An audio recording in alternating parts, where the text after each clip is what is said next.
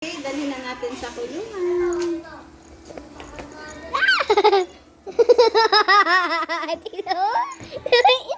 Be, dyan na ba ang kulungan? Hindi.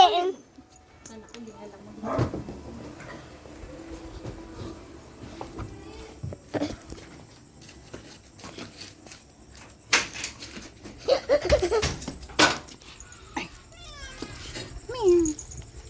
Wala ang lipo, wala ang...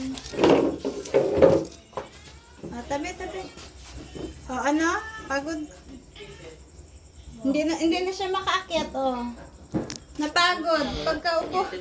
Pagka babae, hindi na makatayo, Anong pagod yun? Napagod yan. Hindi ba nakakatakbo ng malayo eh? Ay, hindi pa na makapasok sa kulungan. Andun si Oreo. Hindi naman nakapasok yan, mga yan. Ay, ang tubig nila.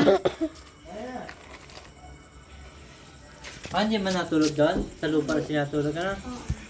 Yung mata ko parang ghost. Tatlong araw na yun ngayon. Ay, hindi naman Ito, Dapat yun, no? tatlong araw na walang ligo.